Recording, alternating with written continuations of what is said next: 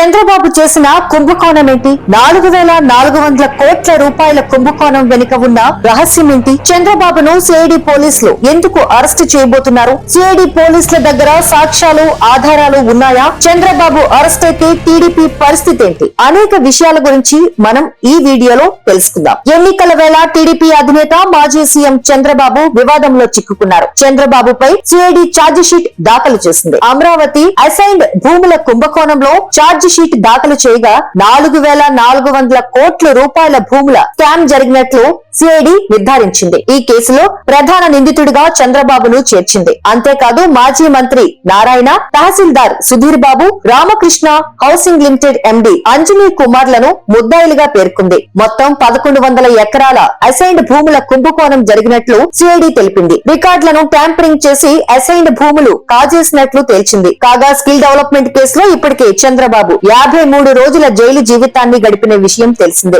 ఎన్నికల వేళ సిఐడి ప్రధాన ముద్దాయిగా ఛార్జ్ షీట్ విడుదల చేయడం రాష్ట్ర వ్యాప్తంగా కలకలం రేపుతోంది. ఎన్నికల వేళ టీడీపీ అధినేత మాజీ సీఎం చంద్రబాబు వివాదంలో చిక్కుకున్నారు. చంద్రబాబుపై సిఐడి ఛార్జ్ షీట్ దాఖలు చేసింది. అమరావతి అసైన్డ్ భూముల కుంభకోణంలో ఛార్జ్ షీట్ దాఖలు చేయగా 4,400 కోట్ల రూపాయల భూముల స్కామ్ జరిగినట్లు సిఐడి నిర్ధారించింది. ఈ కేసులో ప్రధాన నిందితుడిగా చంద్రబాబును చేర్చింది. అంతేకాదు మాజీ మంత్రి నారాయణ, తహసీల్దార్ Sudheer Babu, Ramakrishna housing limited MD Anjani కుమార్లను ముద్దాయిలుగా పేర్కొంది. మొత్తం 1100 ఎకరాల అసైన్డ్ భూముల కుంభకోణం జరిగినట్లు సిఐడి తెలిపింది. రికార్డులను ట్యాంపరింగ్ చేసి అసైన్డ్ భూములు కాజేసినట్లు తేల్చింది. కాగా స్కిల్ డెవలప్మెంట్ కేసులో ఇప్పటికే చంద్రబాబు 53 రోజుల జైలు జీవితాన్ని గడిపిన విషయం తెలిసిందే. ఎన్నికల వేళ సిఐడి ప్రధాన ముద్దాయిగా ఛార్జ్ షీట్ విడుదల చేయడం రాష్ట్ర వ్యాప్తంగా కలకలం రేపుతోంది. మా వీడియో మీకు నచ్చినట్లయితే లైక్ చేయండి, షేర్ చేయండి.